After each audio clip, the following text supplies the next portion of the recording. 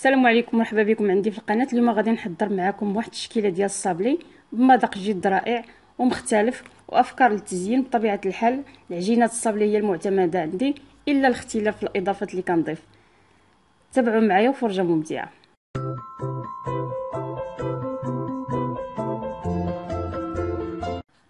غندوز معكم المقادير. عندي كاس ديال السكر كلاصي، كاس ديال السكر حبيبات، وجوج صفر بيض، عندي كاس ديال الزيت، وعندي ربعه ديال الزبده اللي كتكون بالحراره ديال المطبخ. عندي هنا واحد الخليط ديال البسكويت اللي مطحون مع شويه ديال اللوز، وعندي نكهه ديال الناطا، وبطبيعه الحال الدقيق. هنا بغيت الصابلي ديالي يجي ما بين التقرميشه وفي نفس الوقت يكون هشيش، عليها خلطت الخليط ديال السكر وسكر كلاصي. وغادي ندير هنايا واحد المعلقه صغيره ديال النكهه ديال الناطا كتواتى مزيان مع الصابلي. طبيعه الحال دائما القبصه الملح لتصحيح الذوق، وكنحاول نخدم هاد الزبده مزيان. كل ما كانت الزبده بحراره المطبخ كتعاونكم. وكما شفتوا مولفه خادمه معكم الصابلي نفس العجين نفس الكيفيه. باش كنخدم ضروري الزبده تخدم مزيان، وانا كنضيف الزيت شويه بشويه حتى كتولي لنا بواحد البوماد، ما يبقاوش الحبيبات ديال الزبده، تخدم مزيان. وغنضيف ليها هذا الخليط ديال البسكوي اللي طحنته وغربلته. وكما خدمت معكم المره اللي فاتت اللوز الكونكاس اللي خدمت به كنت صايبته على يدي، كيبقى ليا ملي كنغربل كيبقى ليا داك اللوز. هو باش كنخدم الصابلي ديالي كنضيف جوج صفار بيض. هنا الا بغيتو تخدموا الصابلي بالبيض الكامل، حيت بزاف العديد الاخوات كيقولوا لي انا كنخدم بالبيض كله، ولكن كتجيني العجينه مطاطيه. الا بغيتي تخدمي بالبيض كامل خصك ضروري تضاعفي الكميه ديال الزيت باش كينجح معكم الصابلي. ولكن انا العجينه ديالي ما كنبدلهاش، نفس الطريقه اللي كنخدم بها كنكتفي بالصفار ديال البيض فين كيكون عندي التغيير، الا في النكهات كما قلت لكم. وبطبيعه الحال الاضافات اللي كنضيف للصابلي، هنا كنضيف الدقيق شويه بشويه، وانا كنجمع غير برؤوس الاصابع ما خاش الصابلي يتعجن.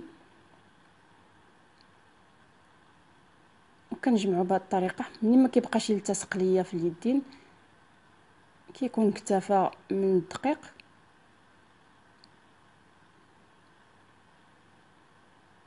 كميه الدقيق كتدخل 600 غرام حتى ل 650 غرام، وكيبقى على حسب الدقيق والنوعيه ديالو، حيت كاين الدقيق اللي كيشرب وكاين اللي ما كيشربش. ولكن الا اعتمدت واحد النوع كتاخذوا له العبار ديالو. هذه هي العجينه كما شفتوا معايا، كيكون واحد العجين اللي كيتقطع ماشي كيتجبد. كنديرو في واحد الكيس ديال البلاستيك ونديرو في الثلاجه. ضروري ما العجينه ديال الصابلي ديالي تبرد على الاقل واحد نص ساعه. يمكن لكم تصايبوه في الصباح وتخدموه في العشيه، غيكون احسن. لان الصهد دابا كل ما كانت العجينه بارده كل ما مزيان وكترتاح. هنا غندوز نخدم العجين الثاني. هنا عندي نص ديال المقادير. غادي نخدم واحد العجينه اللي غتكون بالشكلاط، 125 غرام الزبده، صفر بيضه، نص كاس ديال الزيت، وكاس مخلط ما بين السكر كلاصي والسكر حبيبات، والكيس ديال الكاكاو. يمكن لكم تستعملوا واحد المعلقه كبيره ديال الكاكاو الا عندكم الكاكاو ديال العبار، وبطبيعه الحال النكهه ديال الناطا. انا هنا حيت غنخدم واحد الكميه اللي كبيره فضلت انني نخدم العجينه ديال الشوكولاط بوحدها. كنتو غتخدموا كميه اللي بسيطه يمكن لكم نفس العجينه تقسموها على جوج وتضيفوا قبل ما تضيفوا الدقيق وتجمعوها كاع. قسموا العجينه وضيفوا لها الساشي ديال الكاكاو، وعاد ضيفوا الطحين وكملوا العجين ديالكم.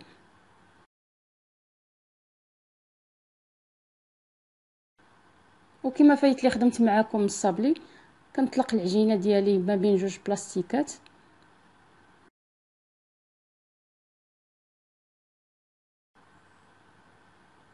عندي هاد القطاعه المربعه كنقطع بها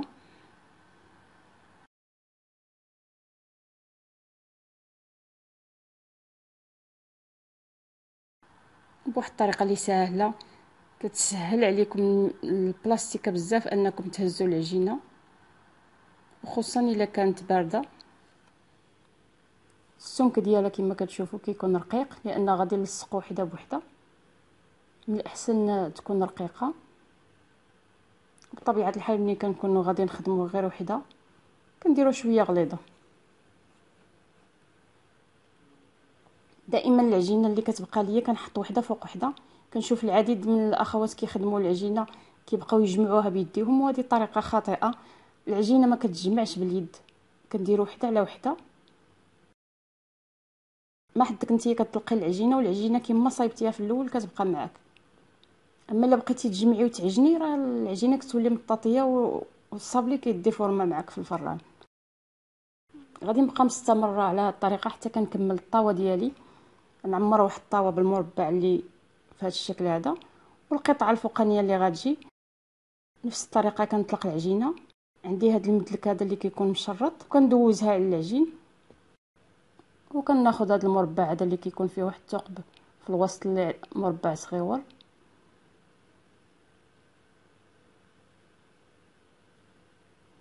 وكنهزهم بكل سهوله كما شفتوا معايا.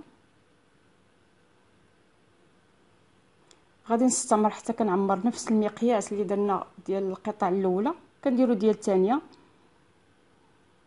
غندوز للشكل الثاني. هنا غادي نقطع هذا الشكل الدائري، ودائما نفس السمك غتكون العجينه معايا رقيقه.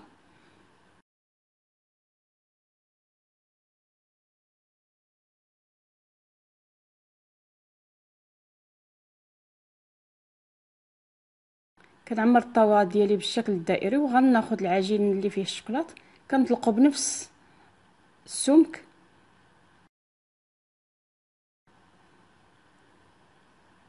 وغادي ناخذ هذا المدلك هذا اللي كيكون فيه هذا الرشامي وكندوزو على فوق العجينه.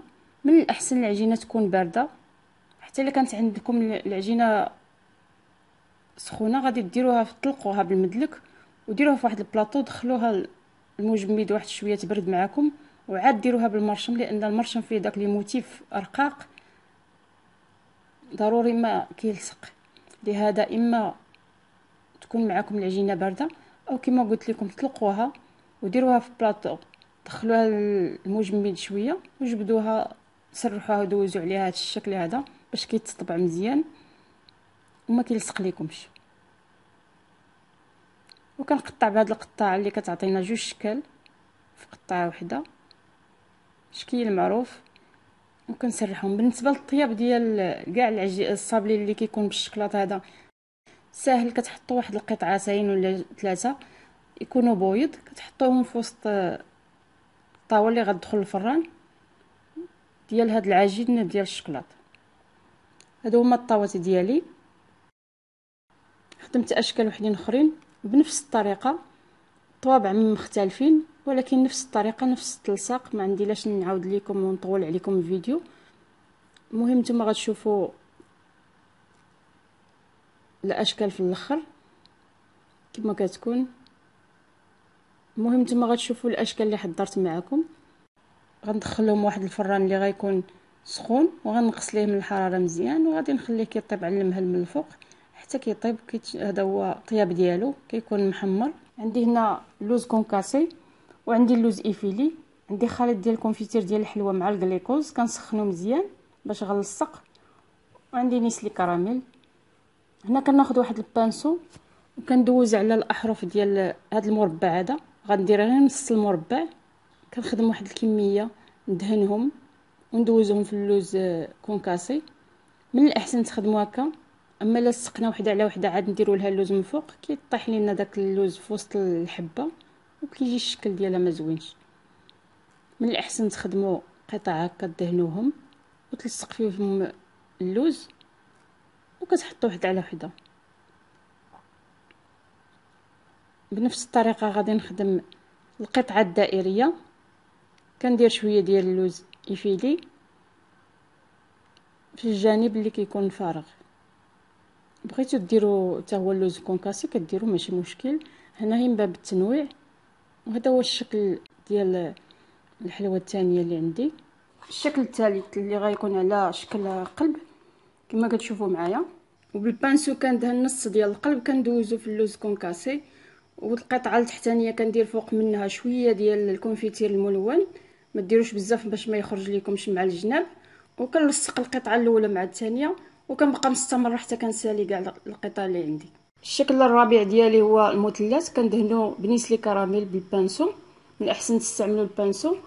كنحط عليها القطعه اللي بالعجين ديال الشوكولاط، نحطها في الوسط، وفي الجوانب كندير لوز كونكاسي.